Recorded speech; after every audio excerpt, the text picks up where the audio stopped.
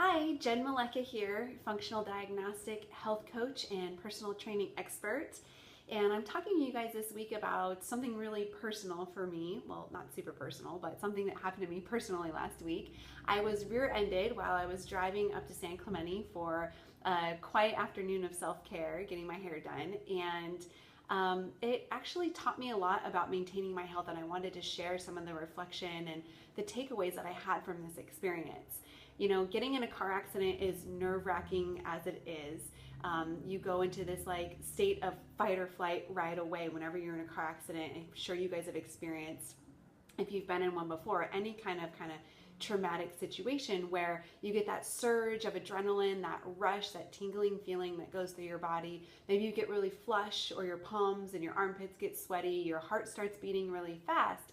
And that's what the flight or fight response is. It's actually a very intelligent reaction from our body to help, keep us safe from any type of danger. It causes us to get into a quick thinking and quick reactivity mode.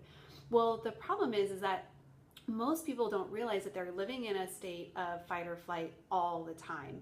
And this was certainly the case for myself a few years back, where when I was in that state, I didn't actually realize it. I just thought that I was a busy bee. Like, I like to be ultra productive. I had a to-do list. I was always on the go, doing something, moving a million miles a minute, and constantly feeling this sense of urgency to be doing something or getting something done all the time.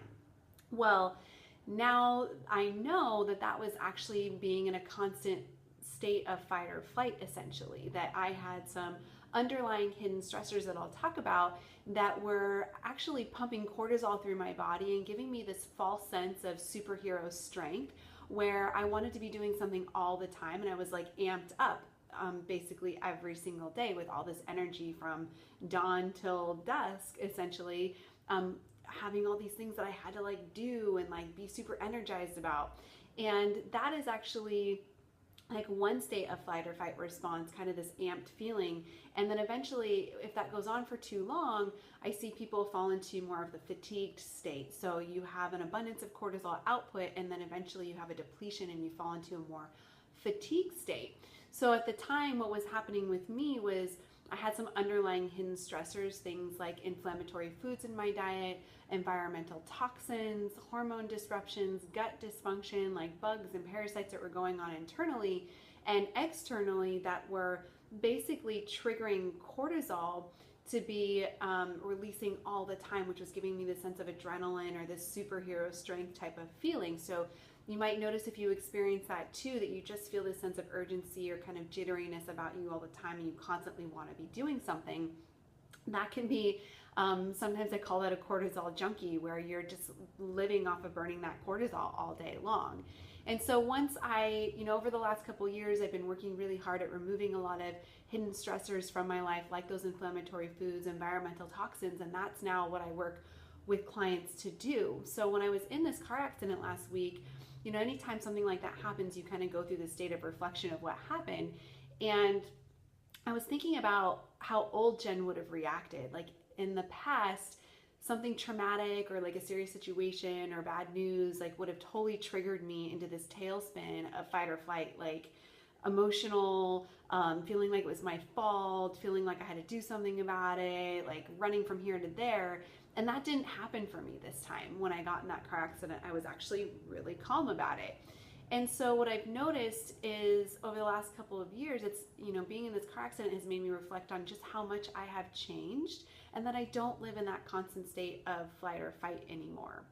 So again, removing inflammatory foods, looking at environmental toxins, like what's going on inside of your gut, bugs, parasites, internally and externally. We want to look at those hidden stressors and start to remove them to get us out of that fight or flight response so that we can live in a more calm and kind of peaceful manner.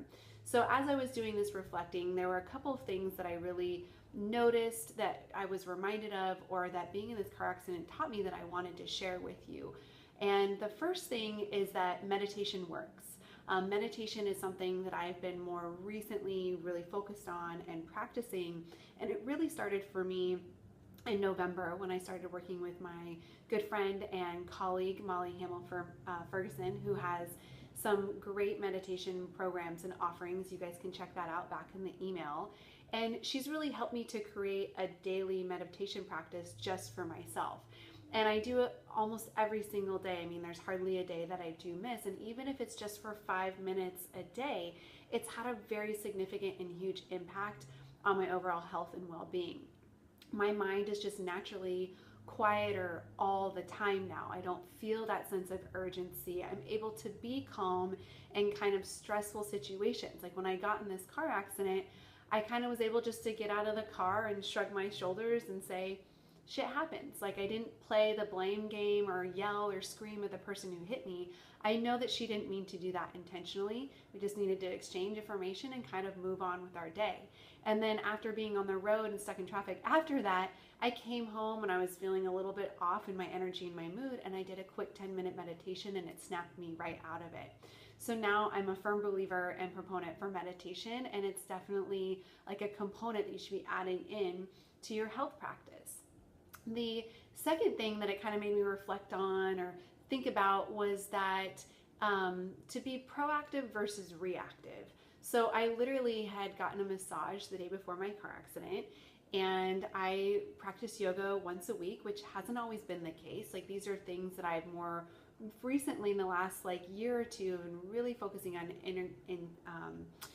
engaging in my regular like routine, my health routine for myself. And then I also do acupuncture or chiropractic maybe once every 6 to 8 weeks just to maintain my body. Your body is like your car. It needs regular maintenance all the time to keep it running well. And I think because that I've done these things, it's actually reduced the effects of the whiplash and minimized my healing time from this car accident. When we're more flexible and loose, it can prevent injury. It also reduces cortisol and hormone disruption. It keeps our organs working optimally for us too. Versus old Jen used to be more reactive. So I used to only go get massage or chiropractor or acupuncture when something was hurting, or I'd go to yoga after weeks of working out and I needed to stretch. So this really made me reflect on how important it is to be proactive versus reactive when it comes to taking care of our bodies. And the third thing was practicing presence. In this car accident, it was stop and go traffic. The girl was tailing pretty closely behind me. I'm almost sure that she was probably on her phone and just didn't realize that I had stopped and rear-ended me. And it made me think about that. You know, our devices and our phones have brought in this whole new level of hidden stress that we don't even think about. They've created this sense of urgency to respond to emails or reply to text messages or to know what the most latest and greatest post on social media was. And when we're plugged into our devices, we can't plug into life or plug into our bodies.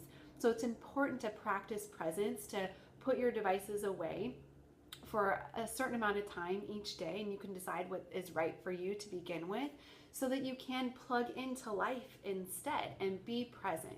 Listen to your body to connect with it and see what it needs from you.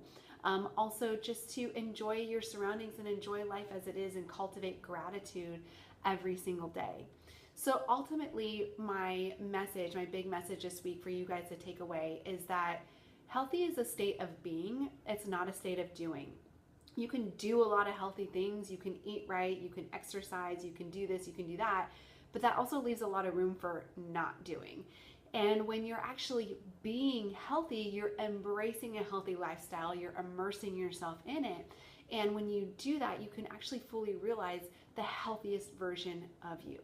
So if you guys are ready to fully embrace the beingness of healthy, and maybe you need some help with figuring out what that means or how you do that, then I want to invite you to schedule a free Ideal Health and Weight discovery session with me. You can click on the link below or go back to the email to schedule, where we can chat for 45 minutes about what pieces you might be missing and how can you plug into life more and really engage in a healthy state of being healthy, essentially. So I hope that you guys found this informative and useful this week. Have a great rest of your week, and I will talk to you next Thursday.